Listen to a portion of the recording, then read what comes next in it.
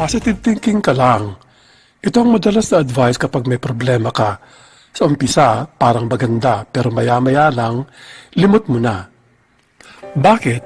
Hindi kasi ito sustainable. Ano ba ang positive thinking?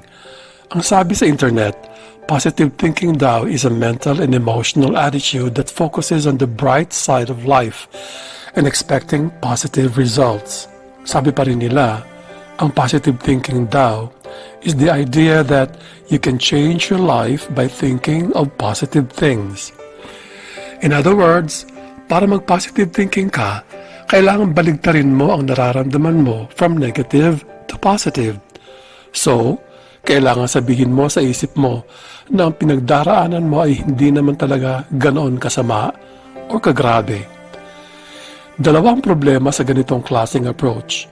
Una, ang tao by nature nagre-resist ng idea of being told what to do, especially how to feel. Ikalawa, ang problema sa mga definitions na ito ay napaka-broad at napaka-general. Sinasabi kung ano, pero hindi sinasabi kung paano. Kaya ka nahihirapang mag-positive thinking. Here's the deal. Iniisip kasi natin ang positive thinking ay isang process, isang proseso. Pinipilit natin i-apply ito as a way of thinking. At yan ang problema. It is not a process. It is a product. Positive thinking is the product of appreciation, of thankfulness, of gratitude. It's a way of looking for something to appreciate, to admire, or to be thankful for. At ang product ng appreciation ay laging positive. Hindi maaaring magsama ang appreciation at criticism kasi appreciation is the opposite of criticism. In other words, if you want to feel good, look for something to appreciate in a situation, a person, or an idea. If you think about it, lahat ng bagay gaano man ito ka-negative ay may magandang side. Kahit na tao, lahat, even with your enemies. Kahit na mortal mo pang kaaway ang isang tao, may makikita at makikita kang magandang katangian sa kanya kung open-minded ka. Isipin mo, you can always find something good to appreciate in anything. Sa profession ko, working with drug addicts at mga taong may anxiety and depression, at mga couples na may marital or relationship problems, marami ang pilit na nagpapaka-positive thinking pero nai-stuck pa rin sa problema nila. Bakit?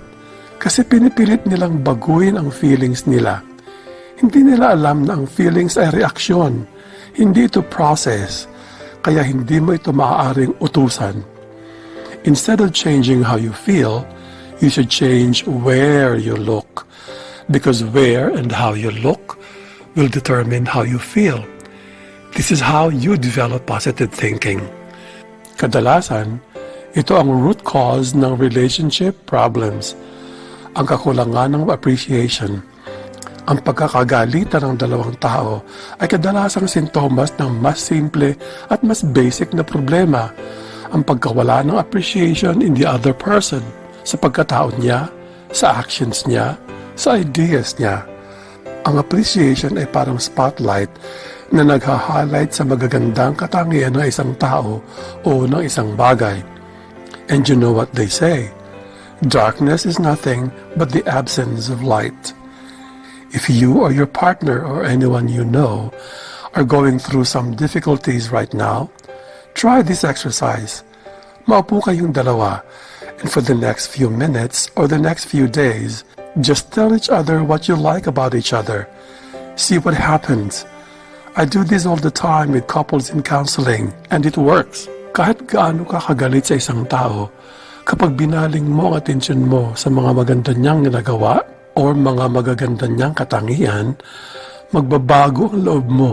That's guaranteed.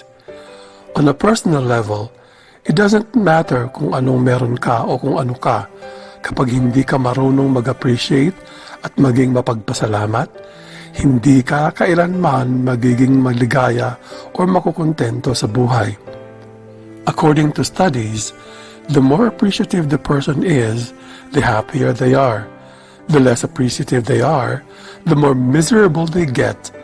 It may sound simplistic, but it's true. Itong reason kung bakit kung sino pa ang mga bansang mayayaman at mga magaganda, sila pa ang pinakamalungkot at miserable.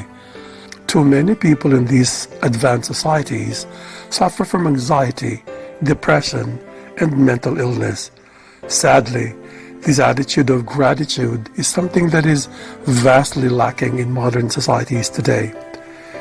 If there's one thing I'd like you to get from this video is this: the ability to appreciate is an art. It is a skill. It can be developed and nurtured. I promise you that if you practice an attitude of gratitude, you'll have a happier, more fulfilled life regardless of your circumstances. Thank you for joining me today. This is Tito A, and I hope you enjoyed our conversation. Please don't forget to comment, like, and subscribe. Have an awesome life, and remember, it all begins and ends in your mind.